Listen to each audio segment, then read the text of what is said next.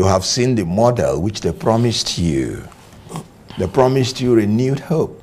But from the first day of inauguration, they gave you renewed hopelessness. That was a demonstration of arrogance of power, not humility of purpose. That arrogance will not make them to have respect enough for the Nigerian people to quench their suffering. And that's why I said they don't inspire us, they intimidate and manipulate us. And that's not leadership. Chaos has overtaken the political system. The Nigerian democratic system is shaky. Okay, all Nigerians are wailing, crying for the recent removal of subsidy already implemented. Okay, transport fares are high, cost of production is high, cost of food and cost of feeding has gone high, and so on. Nigerians are lamenting over and over again. My name is Angelo. Welcome to Nation Voice Tower. The new Nigerian First Lady, Remi Tinibu, has been criticized online for breaking protocol less than 24 hours after her husband, Asiwaju Bola Ahmed Tinubu, assumed office. Reports say that a photo has been making the rounds online, captured Remi, the president, and the vice president, Kashim Shettima, during a meeting on economic matters.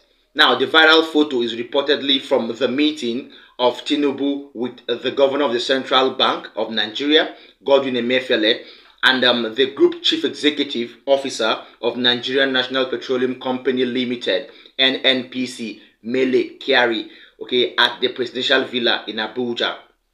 Though it is uncertain to what degree Remi Tinibu took part in the meeting, but many Nigerians have taken to the social media to express their displeasure and their reservation about the photo. The truth is, you are a woman, although we're not trying to be gender sensitive here or gender discriminative, but I can't remember any constitution of Nigeria stipulating or stating that the wife of the president is a member or a governing member of the governing body of Nigeria. I can't remember a constitutional requirement in that of Nigeria saying that the wife of the president must be in attendance in any economic inclined meeting for the country. Well, some people are saying, reactions are saying online that she was a senator of the Federal Republic and she has to be in attendance, okay, and so on and so forth. Lots of people are saying she is the wife of the president. She doesn't have to be in attendance in such a meeting. That is an administrative government meeting, to be very, very precise. I see no importance to me, Remi Tinibu, to attend that particular meeting. Some people are saying this, and this particular reaction is weird. Some say she doesn't trust Kashim Shettima enough to allow him with her husband all alone. That is what lots of people are saying, and this is the most popular and the most famous reaction on this particular photo. Okay, lots of Nigerians are saying Remi Tinibu doesn't trust Shettima enough. Some say that Remi Tinibu wants to be on the helm of affairs, just like we've had in some cases. I don't want to mention names. Okay, some say she wants to always put an eye on her husband so he doesn't mess up as his health is deteriorating by the day. Lots of reactions have been trailing this particular photo that has been seen online. But I'll ask again, why would the wife of the president be in attendance in economic matters or meeting pertaining to government issues? She is the first lady of Nigeria. She is not the president. She is not the minister of the FCT. She is not the minister of petroleum. Neither is she the minister on economic matters. She is not even the vice president. So if she is in attendance, what happens to the wife of the vice president? Should she be in attendance too? That is the question we have to ask ourselves. So that is that on that particular update. I would urge we all Nigerians, things are unfolding. Lots of funny stories, lots of very, very frustrating issues are coming up with the new government. We hope this is not going to last for a very long while. In the wake of the incoming government, I have a daring interview during which, with Arise News, though, the spokesperson of the Obidetti Presidential Campaign Council in the just concluded elections, Kenneth Okonkwo, who is also a counsel to the Labour Party, and Peter Obi, stated that there is no evidence whatsoever about the ongoing Presidential Elections Petitions Tribunal. There is no evidence whatsoever that has been tendered by INEC to contradict their evidence against the double nomination of Senator Kashim Shettima, the Vice President of Nigeria. Okay, he further revealed that their own case has to do with post-election matters as opposed to that of the People's Democratic Party filed last week Friday, which was about pre-election matters, which had the Supreme Court deliver a judgment that was agreed to, or that could be explained as PDP not having a local standing, or the local standing to give the court the jurisdiction to rule over that particular issue. But the Labour Party has got the local standing to really delve into this issue, because Labour Party is hinging its own argument on post-election matters, not pre-election, as regards to the PDP. He, however, stated that the Labour Party has complied with the law through their actions.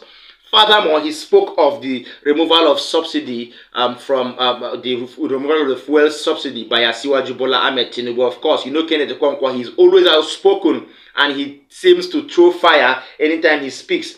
He terms this particular pronouncement, armchair pronouncement I will call it, by Asiwaju as a mistake, and he has really delved straight to the APC to say this particular pronouncement without consideration of the people's welfare, without consideration of the poor masses, without consideration of the pockets of people who are not exposed to large funds like the government officials. He has termed this statement by the APC as very, very arrogant and discomforting. Let me allow you listen and watch Kenneth Okonkwo while he had that interview on Arise News. Well, I accept that we are in court questioning the validity of that pronunciation, and subject to the decision of the court, I will take a clue on how to answer that your question.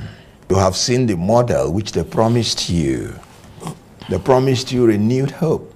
But from the first day of inauguration, they gave you renewed hopelessness. So, but we promised Nigerians a new Nigeria that is free from the culture of impunity, criminality, corruption, and illegality. And we are going to maintain our focus on that promise, and at the appropriate time we will deliver. But what is the essence of you saying in your inaugural speech that you are going to inflict more pain on the people? He said he was going to lead. Leadership is defined as the ability to influence people through inspiration, not intimidation or manipulation. That was a demonstration of arrogance of power, not humility of purpose. We should be as careful in coming out of oil subsidy as we were careless in going into it. And it ought to end by June. If you end it today, that means the June allocation for oil subsidy will be dyed by some elements of criminal tendencies, because they would have jacked up the price before exhausting the subsidy, which is already a matter of law, which is already in the Appropriation Act. So there was everything wrong with that pronouncement. And it is anti-labor, it is anti-people, not because that I support oil subsidy, but because of the recklessness with which they are managing the exit of the oil subsidy. Right. Labor say, we are going to cut corruption 50% immediately we're coming. We are going to increase the supply of the fuel, granting licenses to modular refineries. We are going to encourage Nigerians to participate freely in the product God has given to them free of charge. When we do that, and we would have done it within even a month, then we will take out oil subsidy, that irritation called oil subsidy. And let me tell you, there is already a model to that. Take the telecommunication industry as an example. When they came in, they did not encourage monopoly. NITEL was a monopoly organization, just as this government is erroneously allowing NMPC to be the only monopolist, meaning they can do any racketeering they want. When they want to give the license, they made sure they give to more than one. Econet and MTN, if I can remember. And immediately telecommunication had checks and balance. But even the two was not enough. You know what MTN said? MTN said they cannot go into per second billion until 10 years. And they were charging 50 naira per second of call. 2 years after that, they put in Glow. Glo started with second per second billing, and MTN found the technology that they couldn't find and immediately resorted to second billing. Today, despite all the hullabaloo going on in our environment economically, telecommunications price is still maintained and still stable. That is what would have happened to our oil. That arrogance will not make them to have respect enough for the Nigerian people to quench their suffering. And that's why I said they don't inspire us, they intimidate and manipulate us. And that's not leadership. You know, we commenced the pre-hearing session from 8th of May, and by 30th of May we commenced the actual hearing. The actual hearing commenced yesterday, where we produced fantastic witness through which and through whom we tendered our evidence on the drug trafficking offense of the second respondent, who is Bola Tinubu. Then we tendered our evidence on the non-qualification of Bola Tinubu as a result of double nomination of Shetiba, which is there in black and white. As at 14th of August 2022, he held the Borno Central nomination candidacy of the senatorial election and the vice president I thought Nigeria. the Supreme Court had already decided that question. Your thinking is absolutely wrong. The issue before the Supreme Court was an issue of pre-election matter. And when you say you don't have jurisdiction to entertain a matter because the party has no locus standi, it means everything that is before the court, no matter how articulate it is dead. So, to my understanding as a lawyer, what the Supreme Court said was that PDP had no locus standi to challenge the pre-election matter in APC because it has to do with their primaries. That's why you use the word aspirant when you're talking about that. But let me talk about the obiter. Maybe a judge may have made an obiter. That's what we call it in law. His own opinion. Maybe saying something about writing to a party or something, you know. Excuse me. When you nominate a candidate, the nomination can only be valid when the list of candidates is published by INEC and released to the people. Then it's no longer a party thing. Is it not, I'm sorry to use the word, but I'm looking for a better word.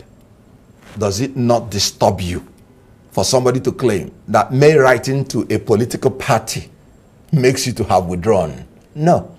Until it gets to INEC, and INEC specifically strikes you out. In other words, you have withdrawn, because we're talking about candidacy. We're not talking about you aspiring to power. So the evidence we produced is to the fact that in INEC, which is the only commission that organizes the election, as at the 14th of that month, he held double nomination. And no evidence, for now, has been tendered to contradict that. So we are now in post-election matters, and you can distinguish it from the pre-election matters. We have the requisite locus standi because he challenged us in the general election. And when we adduce our evidence and take away their evidence during cross-examination, you may just see that we have complied with the law. All right, welcome back. If you're just joining us, this is still your most preferred YouTube channel. That was Kenneth Okonkwo, counsel to the Labour Party and to Peter Obi, and a member, Labour Party Presidential Campaign Council. His take is simple, and I will give you my own perspective on this without wasting much of your time. The truth is, the subsidy that has been existent over the past years has been seen as a mode of extortion and money laundering of public funds by different public officers and offices. Okay, now if you ask every Nigerian where and who receives the subsidy money, nobody has an idea. Let me give you a short glimpse of what this subsidy is. Subsidy is an amount of money paid to refineries abroad or people abroad or oil companies abroad to help refine and make ready our oil produced here in Nigeria for our own consumption.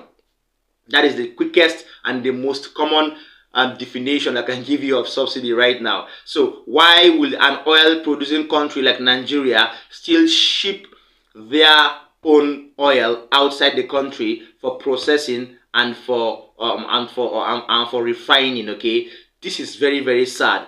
Our subsidy payment was billions of naira. It turned to millions of naira. I beg your pardon. It turned to billions of naira. Now it is in trillions. Over 7 trillion naira is always paid to refineries outside the country for our own crude oil and petroleum to be ready. That is very sad, okay? And most public officers are using this particular means to extract money. So even if the removal of subsidy was a good move by the incoming government, I would have suggested that you do it in a gradual process by balancing production and consumption, okay?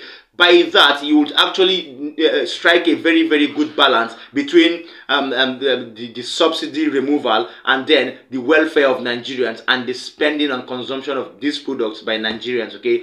The truth is this: subsidy removal has come to stay. Now, directly, let me give you the corrupt part of this. Subsidy was supposed to be removed or was supposed to end in the end of June or by the end of June. So why will Asiwaju announce just at the beginning of June that subsidy has been removed? Okay, now the previous government of the President Muhammadu Buhari has actually paid for this particular new month, the month of June. So if the government has paid for the month of June, then who would consume the over 7 trillion naira meant for subsidy of this particular month? That is where my argument is being hinged on, okay? So can you see that there is a kind of plot for some particular amount of money to go round? Well, we will see if there will be a kind of retraction of statement by Asiwaju Bola Ahmed Tinubu over the removal of subsidy.